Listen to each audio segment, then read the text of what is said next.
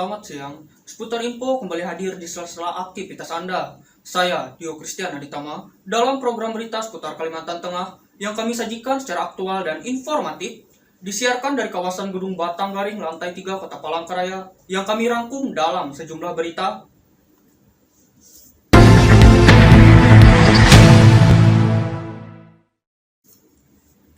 Persatuan Wartawan Indonesia atau PWI Provinsi Kalimantan Tengah menggelar kegiatan diseminasi pers dan pilkada damai. Kegiatan terlaksana di Hotel Neo Palangkaraya pada hari Senin 14 September 2020. Media dan insan pers memiliki peranan penting dalam turut menyukseskan pelaksanaan pemilihan umum kepala daerah atau pilkada serentak tahun 2020 yang tertib, aman, lancar, dan damai. Hal inilah yang melatar belakangi Persatuan Wartawan Indonesia atau PWI Provinsi Kalimantan Tengah menggelar kegiatan diseminasi pers dan pilkada damai, yang mana kegiatan terlaksana di Hotel Neo Kota Palangkaraya pada Senin 14 September 2020. Dalam kegiatan tersebut juga menghadirkan 3 orang narasumber, diantaranya Rektor UPR Dr. Andri Elia SEMSI, kemudian Ketua Bawaslu Kalteng Satriadi dan Komisioner KPU Kalteng dari Divisi Keuangan Umum dan Logistik Eko Wahyu. Pada kegiatan tersebut juga dilakukan dialog antara pemateri dan peserta yang merupakan pimpinan redaksi, serta perwakilan perusahaan media cetak elektronik dan daring. Seusai kegiatan tersebut, saat dibincangi Kalteng News, Ketua PWI Provinsi Kalimantan Tengah Haris Hadikin menyampaikan, adapun maksud dan tujuan dari kegiatan ini digelar ialah tidak lain untuk memberikan informasi bahwa peran pers dan media itu sangatlah penting, terutama dalam upaya turut serta mensukseskan pelaksanaan Pilkada serentak tahun 2020. Ya, kegiatan ini sebetulnya adalah program kerja PWI yang memang sudah disusun pada tahun 2015 dan kita ingin menggiring masyarakat bahwa peran pers itu sebetulnya sangat penting dalam membentuk opini publik agar pelaksanaan pilkada ini bisa berlangsung dengan damai dan aman. Haris juga mengatakan media juga merupakan bagian dari pilar demokrasi keempat. Sudah barang tentu perannya dalam proses demokrasi di Indonesia menjadi hal yang sangat penting. Terlebih pada tanggal 9 Desember mendatang, Kalimantan Tengah juga akan menggelar pemilihan gubernur dan pemilihan Bupati Kota Waringin Timur, maka diharapkannya media dan insan pers bisa berpartisipasi menyukseskan pergelaran pilkada yang damai melalui berbagai muatan pemberitaan yang independen. Keuntungan bagi media kita masing-masing. Di satu pihak kita harus jujur akui bahwa kita sebagai seorang wartawan merupakan pilar keempat demokrasi yang harus menjaga independensi dan juga integritas. Tetapi di pihak lain kita merupakan masyarakat yang juga mempunyai hak pilih dan berhak untuk menentukan sikap. Karena itu saya berharap pencerahan-pencerahan yang diberikan oleh para narasumber itu bisa menunjang kinerja kita ke depan sebagai media yang mampu menjaga independensi dan juga integritas kita sebagai pekerja pers. Tapi sekali lagi kita ingatkan bahwa independensi adalah menyajikan fakta sesuai keadaan yang nyata dan tentunya mengedepankan asas keberimbangan, dan mohon izin KPU maupun Bawaslu dan kawan-kawan yang lain maupun tim kampanye yang kebetulan mungkin hadir di sini, jangan menggiring pers ini ke dalam netralitas, tetapi giring pers ini kepada independensi yang sifatnya memang diatur dalam undang-undang. Mungkin itu yang saya sampaikan. Terima kasih. Assalamualaikum warahmatullahi wabarakatuh. Sampai ketemu lagi dalam diskusi selanjutnya yang insya Allah akan berlangsung pada tanggal 24 September diseminasi hukum pers Indonesia. Sementara itu, masih di hari dan tempat yang sama, Rektor UPR yang juga menjadi narasumber, Dr. Andri Elia SEMSI, menyampaikan dalam proses demokrasi di Indonesia peranan media sangatlah penting, terutama dalam upaya memberikan pendidikan politik kepada masyarakat Kalimantan Tengah. Peran pers dalam demokrasi dan pilkada ini sangat penting, dan sebenarnya ini menjadi rohnya untuk memberikan pengetahuan dan pendidikan politik bagi seluruh rakyat. Melalui media ini rakyat bisa tahu apa yang menjadi hak dan kewajibannya. Kemudian apa yang boleh dilakukan dan tidak boleh dilakukan. Termasuk juga kontestan politik, para kandidat calon pemimpin, karena proses pilkada ini adalah proses melegalkan kepemimpinan agar dia menjadi absah sesuai dengan ketentuan perundang-undangan yang berlaku hanya melalui pilkada. Nah, pilkada adalah sebuah pesta demokrasi, pesta dalam bagaimana masyarakat menyampaikan hak pilihnya, menyampaikan aspirasinya kepada calon pemimpin yang diinginkannya.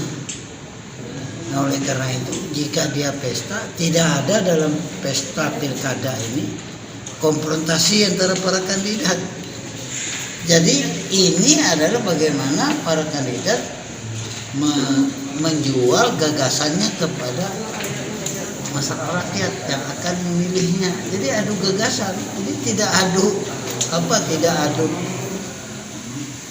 gitu ya. Menjaga suasana damai, pesta. Nah, dengan adanya pesta, ya para partai politik, para parpol, dan harus menjaga irama pesta ini. Amanah dari undang-undang ini harus menjaga pesta ini harus sukses. Karena pesta sifatnya kan pesta ini kebahagiaan, keceriaan dan lain sebagainya. Itu saja. Lebih lanjut, Andri Elia juga berharap melalui berbagai pemberitaan yang disampaikan maka bisa mengedukasi masyarakat terhadap pelaksanaan pilkada pada tanggal 9 Desember mendatang. Dari segi pengamanan, ketahanan dan pertahanan itu kan SOP-nya sudah ada. Tetapi yang harus disampaikan kepada seluruh pihak, baik TNI, polisi, dan tadi komponen penyelenggara pemilu itu seperti apa yang saya sampaikan, baik dari pertanyaan pertama kedua itu kita dibuka tadi yang ada ini ya, penyelenggara pemilu itu 4 komponen tadi, KPU, kemudian TNI, Polri, apa tadi ini KPU di halaman 4 komponen, KPU, Bawaslu, aparat TNI, Polri, media dan rakyat. Yang ini yang bulat-bulat ini. Nah itu ya. Tapi kita aja media, agar media ini sukses menyampaikan bahwa pemilu ini aman. Pemilu itu tadi pesta, bukan konfrontasi. Ya kalau di pagar, di kawat berduri yang bundar-bundar itu di halaman KPU atau di kantor Bawaslu ataupun di rumah ketua KPU, ya seolah-olah perang ini konfrontasi kan. Nah, kalau medianya itu yang digambarkan di media sosial atau di mana-mana yang di media TV-nya itu yang ditonjolkan beritanya, ya masyarakat takut. Nah, tinggal media bagaimana memainkan peranan ini, menurut saya. Oke, silahkan ditarik TNI Polri karena memang itu protokol SOP tadi, pendekatan pertahanan dan keamanan. Tetapi media juga jangan terlalu menonjol-nonjolkan itulah dalam konten-kontennya gitu, seolah-olah ini tidak aman, seolah-olah ini pilkada ini atau pemilu ini konfrontatif. Misalnya ada berapa pasangan, tapi Kalimantan Tengah 2 pasangan, seolah-olah antara 2 balon ini ya berperang, konfrontasi, para basernya konfrontasi, relawannya seolah-olah perang ini.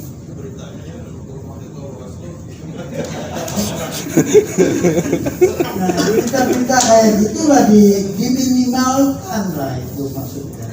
Tapi kita hargai TNI Polri, kita hargai. Sebenarnya yang bagus ini yang bagus ya. Yang bagusnya mereka ini kedua. Jalan terakhir yang pendekatan keamanan. Ini kan pesta rakyat. Berilah kepercayaan kepada rakyat dalam proses demokrasi. Nah itu yang penting. Tapi bagaimana peran media menciptakan suasana tadi kondusif. Tinggal peran media memainkan ini. Tadi saya katakan seperti saya sampaikan sebelumnya, ya media ini juga harus menciptakan suasana kondusif. Foto-foto, media visual, konten berita, bikin judul. Nah bikin judul itu kan isinya lain, tapi judulnya wah, seolah-olah terjadi apa gitu, masalah besar. Ya biasa-biasa saja. Nah, itu penting judulnya itu tadi kontennya menghibur, membahagiakan dan lain-lain, sehingga mempunyai daya tarik, bukan membuat ketegangan. Hal senada disampaikan oleh Ketua Bawaslu Kalteng, Satriadi, juga turut menyampaikan selain memberikan edukasi atau pendidikan politik kepada masyarakat, media atau insan pers juga bisa menjalankan fungsinya terutama dalam hal kontrol sosial, terutama saat pelaksanaan setiap tahapan pilkada serentak tahun 2020 ini.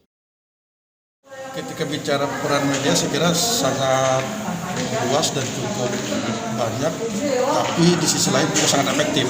Langsung oleh media. Contohnya gini, kita masukkan karena kaitannya terkait dengan pilkada 2020. Misalnya contoh ada pelanggaran yang mungkin ada, misalnya kan berdasarkan informasi media itu kan bagi kami di Bawaslu itu akan sangat memudahkan untuk melakukan penelusuran lebih lanjut misalnya terkait dengan informasi media itu. Kemudian di sisi lain juga bukan hanya soal pelanggaran, tapi juga ini media ini kan juga berperan untuk memberikan edukasi kepada masyarakat, penyampaian informasi kepada masyarakat, pasangan calon yang mana saja misalnya yang memang diinformasikan, yang memang program visi misinya misalnya yang memang diharapkan oleh masyarakat, diharapkan oleh publik. Kemudian juga di sisi lain juga tingkat pendidikan politik masyarakat itu kan akan semakin tercerahkan dan tercerdaskan lah menurut kami berdasarkan dengan melihat informasi-informasi yang disampaikan oleh pers. Jadi ada peran-peran itu juga.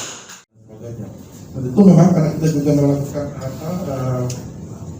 kerjasama dengan sekretariatnya Polri, itu kita melihat itu misalnya ada informasi yang sifatnya hoax dan sebagainya. Ada kaitan dengan pilkada, kita juga mengajak ke sekretariatnya untuk melakukan pendeteksian terhadap itu.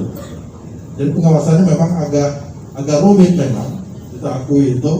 Nah itu juga saya kira bisa peran media ini, peran kawan-kawan pers ini memang menetralkan situasi itu sebenarnya. Situasi itu yang memang kita harus akui, kawan-kawan media ini memang sangat dipercaya sekarang. Misalnya informasi yang dari media cetak maupun elektronik dan sangat jelas struktur lembaga dan organisasinya orang yang sangat jelas. Memang simposior itu kan kadang-kadang juga ketika tadi katakan buzzer itu yang memang ada yang memang sengaja diciptakan orangnya itu dibuat di masing-masing tim itu kan ada. Nah, kemudian ada yang memang tugasnya memang untuk melihat situasi lain. Karena ini memang situasi politik. Jadi ya saya kira itu terkait dengan kita berharap memang pilkada ini pilkada yang memang pilkadanya sehat, pilkadanya sukses. Jadi memang ada kekhawatiran juga terkait dengan angka partisipasi misalnya. Ketika muncul isu misalnya di TPS ini, TPS sekian, ada misalnya salah satu penyelenggaranya diisukan ya positif misalnya. Tidak ada yang berani datang ke sana. dan itu bisa dimainkan oleh bisa saja peserta pasangan calon. Mereka tahu misalnya di situ kantong pendukung si A, bisa saja dia buatkan pendukung si B misalnya, untuk tidak datang. Ini kan situasi politik memang, situasi politiknya memang tidak menutup kemungkinan potensi itu ada, isu-isu itu ada, isu-isu yang negatif dan sebagainya ada. Meskipun memang terkait dengan itu kita kan kawan-kawan kami juga sangat ketat terkait dengan protokol ini. Bahkan ada informasi juga sedang dirancang juga, misalnya bagaimana dalam undangan Vietnam itu kan dibatasi ya, undangan yang datang itu per jam, antara jam 7 sampai jam 8 atau jam 9 misalnya ada promosi yang datang. Kita harapkan itu efektivitasnya. Itu kan dari sisi normal COVID-nya saja, isu yang disampaikan. Belum tadi yang disampaikan oleh Pak Rektor tadi, ini situasinya dibuat seram misalnya, banyak senjata dan sebagainya. Nah, itu juga ya mudah-mudahan juga masyarakat kita juga bisa menyadari dan memahami situasi seperti ini. Memang kita juga ini menjadi tantangan bagi penyelenggara, saya kira KPU dan Bawaslu untuk bagaimana melihat itu. Bawaslu itu selalu menyusun, dalam waktu dekat mungkin akan kami rilis juga apa yang namanya indeks kerawanan pilkada. Salah satu komponen yang menjadi kendala ini adalah terkait dengan pandemi ini. Terkait dengan ini karena memang ini juga sesuatu yang memang baru, yang tidak menutup kemungkinan seperti yang saya sampaikan tadi itu menjadi hal yang untuk menjaga kampanye orang, bisa untuk membuat orang jadi takut memilih, menjadi orang jadi takut datang ke TPS, membuat orang bisa saja macam-macam jaringan persepsi yang betul. Mungkin itu gambarannya sedikit yang disampaikan oleh Pak Andri itu memang Pak Rektor memang terkait dengan bagaimana kita kadang-kadang juga mereka memang punya proses sendiri. Di sisi lain, Komisioner KPU Provinsi Kalimantan Tengah dari Divisi Keuangan Umum dan Logistik Eko Wahyu mengatakan sangatlah menyambut baik atas pergelaran kegiatan tersebut. Pilkada damai tentu bagi kami KPU mengapresiasi kegiatan tersebut karena dampaknya bagi kami tentu ini sangat meluas di masyarakat. Karena kita mengetahui peran pers itu sendiri dalam kehidupan berdemokrasi sangat penting. Pertama sebagai media informasi kepada masyarakat. Dan di sini kita berharap dari penyelenggara pemilu khususnya KPU, pers ini juga membantu kami untuk menginformasikan pemberitaan-pemberitaan yang tentunya bisa menunjukkan masyarakat. Kemudian juga di sini membantu menyampaikan informasi-informasi tentang kebenaran. Kemudian juga dengan adanya kegiatan tersebut merupakan pendidikan bagi masyarakat, khususnya nanti pendidikan bagi pemilih pemula.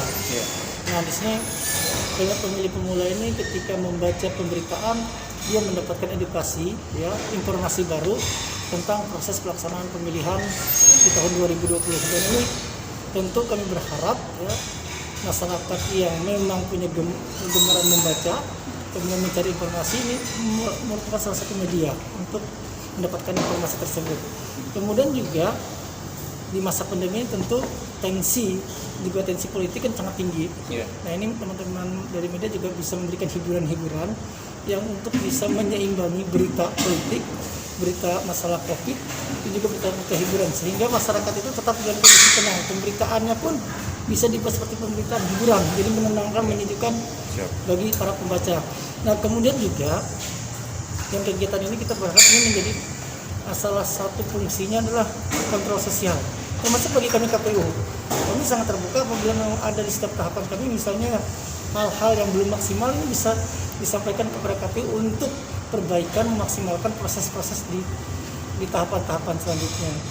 Nah kemudian yang di pasal selanjutnya untuk pengembangan tentu berharap kami kepada media dalam pemberitaan itu khususnya nanti di masa kampanye tetap berimbang, kemudian teman-teman tetap profesional dan independen dalam pemberitaan sehingga siapapun pasangan calon nanti yang berkompetisi, kemudian bagi masyarakat yang membaca informasi melihat media mereka merasa tenang dan nyaman. Ini yang kami harapkan dalam kegiatan ini untuk teman-teman Bawaslu. Selain itu, Eko juga berharap dalam pemberitaan yang disampaikan bisa menyejukkan suasana di masyarakat, khususnya di bumi Tambun Bungai ini. Kita sama-sama mendukung program pemerintah. Tagline pertama itu Pertama, ikuti protokol kesehatan. Apa-apa saja, paling tidak ikuti. Nah itu satu. Kemudian juga bagaimana? Ini mohon maaf kalau kayak keliru nih Mas Hairul. Bagaimana pengawasan ketentuan kampanye? Kalau kita ketentuan kampanye mau bikin Mas Hairul, kita hanya menginformasikan ketentuan yang harus diikuti oleh tim pasangan calon ataupun tim pasangan calon.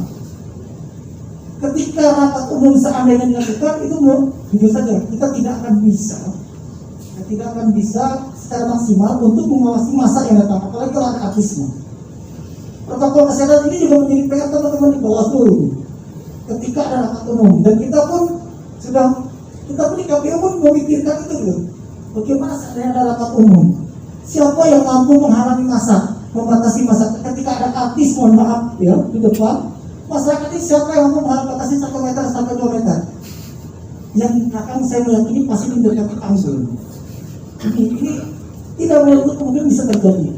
Nah, makanya daripada itu, ketika ada rapat umum, kita pun menyampaikan kepada pasangan calon tetap pada protokol, tetapi pertanggungjawabannya seperti apa?